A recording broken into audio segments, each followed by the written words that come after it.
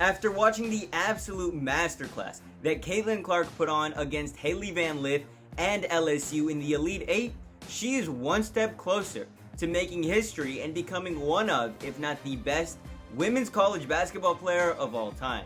You see, through her long and strenuous college career, Caitlin Clark has accomplished just about everything you can at this level of the game, except for one thing, and that is win the big one. She hasn't been able to win a national championship during March Madness. She's gotten very close. Hell, last year, she was in the finals versus this same LSU team. She just wasn't able to get the job done. However, this run looks more promising. Now, the road ahead is going to be very difficult because she does have Paige and UConn sitting right in front of her in the Final Four, and then after that, she's most likely got a strong South Carolina team who has gone undefeated for the entirety of the season. So Caitlin Clark is going to have another 40-point, hell, maybe even 2 more 40-point games if she wants to win the national championship. If anyone can get the job done, it is Caitlin Clark. Hell, just a month ago, I had made a video talking about how she was going to break the women's record for most points scored in a college basketball career, and she did that.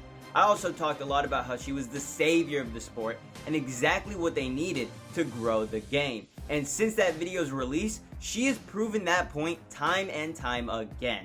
Let's just take a look at a few of her numbers throughout this tournament. In the round 1, round of 64, Iowa went up against a very weak 16th seed in Holy Cross. So, Caitlin Clark didn't have too much pressure on her shoulders. She ended up getting, 27 points, 8 rebounds, 10 assists, 3 steals, and only 6 turnovers. And when you're the primary ball handler and you're playing women's college basketball, 6 turnovers, not too bad, okay? She also managed to shoot 40% from the field and about 89% from the free throw line. And this wasn't the only stellar performance that Caitlin Clark has had in the tournament, because just 1 or 2 days later, she was asked to go out and play in a strong 8th-seeded West Virginia team. It wasn't going to be as much of a cakewalk as Holy Cross was, and it showed, because Iowa only ended up winning this game by 10 points, and half of those came directly from Caitlin Clark. I'm sure if you take a look back at the game, through assists, through passes, through steals,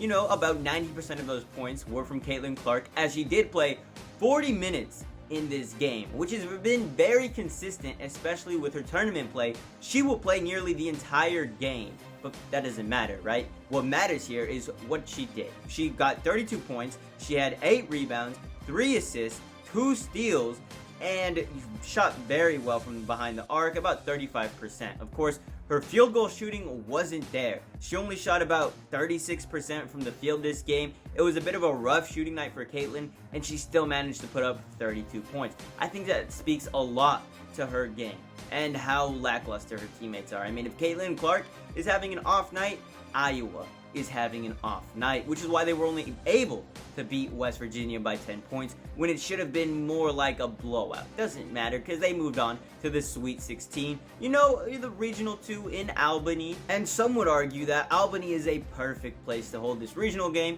because there ain't shit to do in Albany besides hoop for the games you're there for. And that's exactly what this Iowa Hawkeyes team did, especially in their first game over there versus, I want to say, the Colorado Buffalo. This was a 5th seed team. They were pretty strong, had been doing pretty well in the Pac-12 for a majority of the season, which is why they're here in the tournament. Anyway, Caitlin Clark got a bit of a rest day because she only had to put up, 36 minutes in this game? Yeah, that's kind of a light day for Caitlin Clark if you've watched any of Iowa basketball this season. And if you're watching this, it's probably the case. But anyway, she put up 29 points, she had 6 rebounds, and 15 assists. She was dishing the ball out like crazy this game, and we've seen, the spectacular passes that she makes, but really when it comes down to it, she doesn't need to make flashy passes. Her IQ on the basketball court is so high that even when it doesn't look like much, she will get the job done. Now, shooting wise, I would say this was better, especially after that rough game versus West Virginia. She ended up shooting 59% from the field, and that is probably what helped them get the win. A pretty big win, 89-68.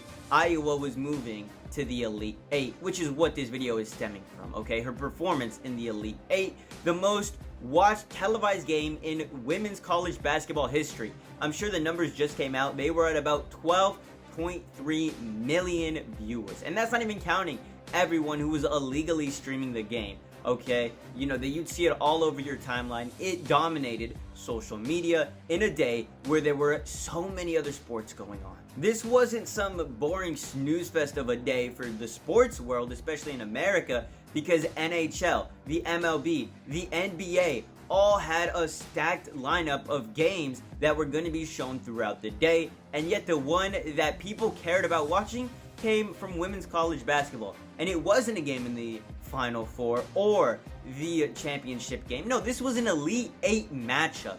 And you know what? The second most interesting game of the night probably happened right after, when USC took on UConn. But I'll talk more about that in the next video, where I want to talk about Paige. Anyway, we're here to focus on Iowa and Caitlin Clark. This was a revenge game.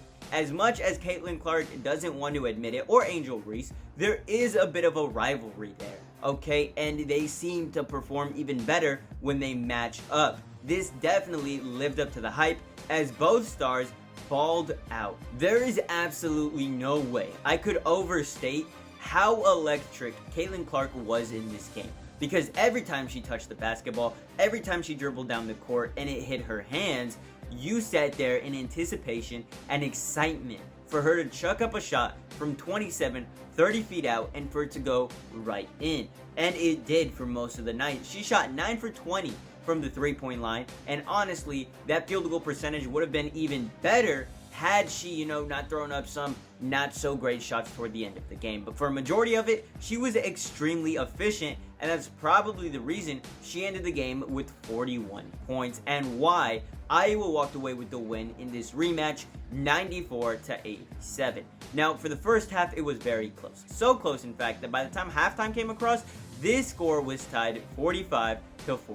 No, it wasn't until the third quarter where Caitlin Clark and the Hawkeyes broke away. Maybe it was like the 3 instant three-pointers she made right after the half that helped, but that's basically what got the job done. And if you watch the game, Iowa's, players besides Caitlin Clark weren't much of any help. Of course, there were some players like Miss Marshall or Martin who did put up a solid amount of points. Kay Martin had, 21 points in the game. She was very nice, a very good help for Caitlin, but not nearly as impactful. It was basically a 1v5, and it was amazing. And I say all of that to say that Iowa ended up breaking away in the third quarter, held onto the lead, and would not give it back to LSU. And it didn't matter that LSU's big women, I guess, were 10 times better than what Iowa had, because anytime that LSU took a shot, you could guarantee they were getting the offensive rebound and getting at least 2 or 3 more opportunities before they either scored or Caitlin Clark herself would grab a rebound. That's how rough it was.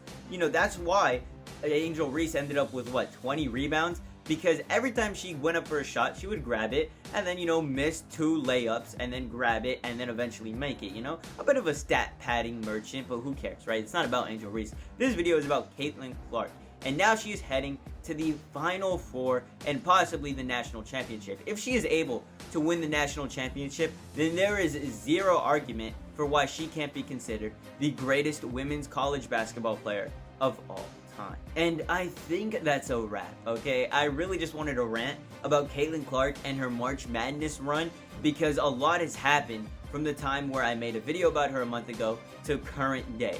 And who knows, maybe her performance in these next 2 games will, inspire me to make another video about her. I really just want to talk about women's college basketball, because the game is growing. It's getting better every single night.